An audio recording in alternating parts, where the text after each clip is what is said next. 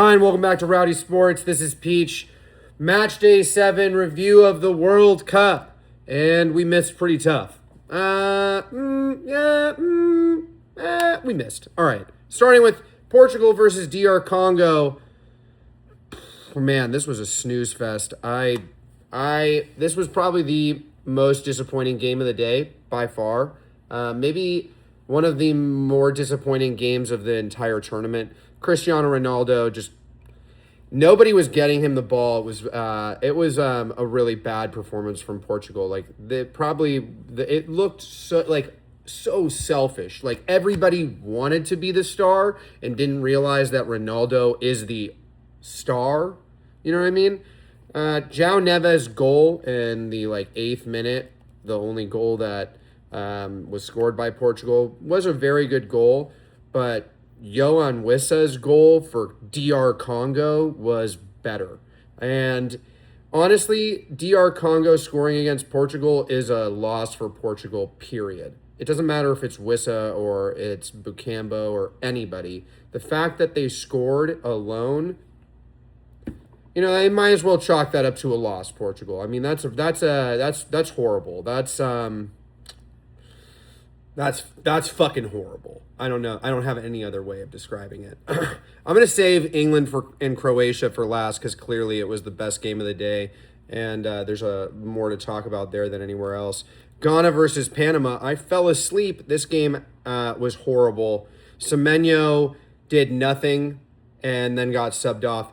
Supposedly Ghana's star player, you know what I mean? He did fucking nothing. And if you bet on him going forward, just know it's a super high risk because clearly this Ghanaian squad is not strong.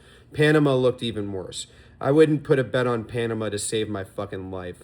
You know what I mean? I'd rather just take the bullet because it's a waste of time.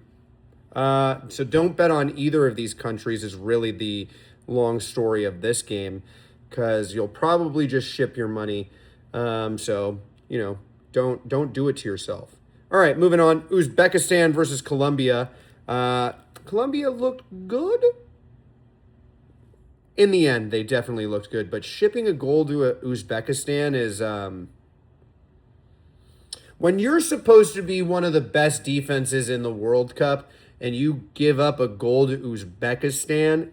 It'd be one thing if you were giving up a goal to a country that wasn't a third world country, but you're giving up a goal to fucking Uzbekistan is really, really, really disappointing to see from the Colombian squad.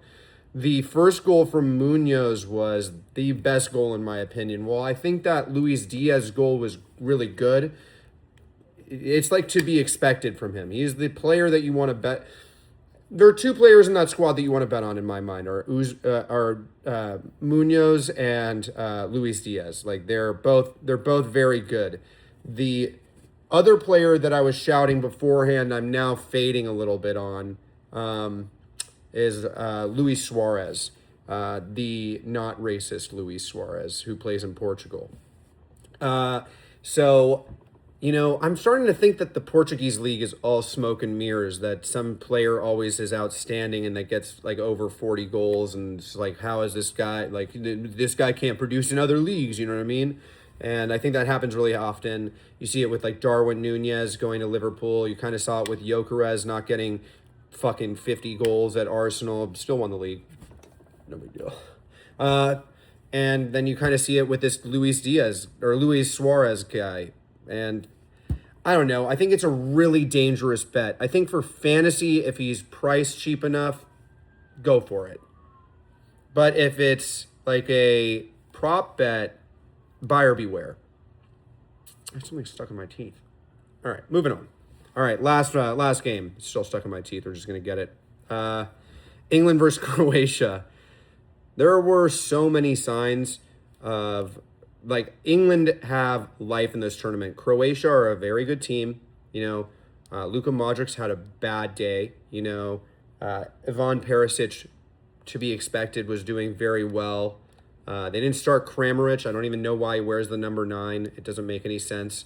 It doesn't make any sense that your starting striker isn't your number 9, but, the 40-year-old guy on the bench is. That's crazy to me.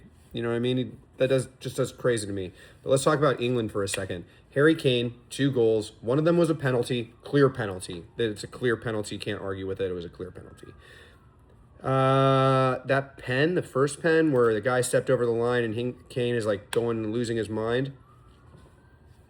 I get it. That's a rule. You retake the pen, but like also like, bro, you're the one of the best strikers in the world, and regardless of that guy jumping early, you fucking put it right into him. Then he slots it back right into the same spot for the second take, and that's great, good for him. But the header, the assist from Declan Rice from the corner, header for a goal, that was a great goal. Jude Bellingham's goal, dynamite. Assist from Elliot Anderson, maybe. I thought that Noni got a touch on that, but it was also a very good goal. And if Elliot Anderson does get that assist, it raises his ceiling way higher because now he's going to be playing through balls in. It's like him and Declan Rice are dictating the tempo for this England team, and that's something to really watch because both of those players in fantasy sports are going to be under 8K, and they're really good mid-buys. Like, Declan Rice had like 19 to 20 fantasy points just from corners and that assist. Like, it takes all their free kicks. This is a person that you want to be betting on always. You're always gonna want to be betting on him. Doesn't matter for props. Bet on assists more than you want to bet on goals because he's gonna be taking all those attempts into the box for the England team, and England are great at scoring from corners. They really, really are. If you fall asleep at a corner or you fall asleep at a cross against England, they're going to make you pay. And the person who's taking all those kicks, Declan Rice. So who do we bet on? Declan Rice, right? Then the substitutes that came. Well, let's talk about Noni Madueke for a second because he also had a very good game. Well, he didn't produce for fantasy points. I think that it's something to be said that if he is starting, he might be an option to purchase. Maybe a little bit less expensive after this game for not getting a goal or assist, but he's something to be looking at for fantasy. He's something to be looking at for prop bets. That's definitely something to be keeping in mind. But the next 2 players I'm about to talk about who came off the bench shouldn't be coming off the bench, but I think Saka's nursing an injury, and Rashford, I don't know what the reason he's not starting is. Like, I have no idea. Anthony Gordon is, like, this is Marcus Rashford. This is Anthony Gordon. It blows my mind that Rashford's not starting. So if in the next England game, Rashford's starting, bet on him because he is going to get production. He is a monster. Same thing goes for Saka. He came on, got an assist to Rashford. They were linking up so well together, and they looked dangerous all the time. Every time either one of them got the ball, they were driving into the final third. So what do we learn from this game? Always bet on Harry Kane. Apparently he's Mr. Consistent is what we'll call him. Always bet on Declan Rice. Look for bets for Saka and Rashford. Ivan Perisic is worth the purchase, depending on the price for his fantasy, but always worth the purchase for prop betting. And I think that today was a pretty midday outside of the England-Croatia game. Remember to like, follow, and subscribe, and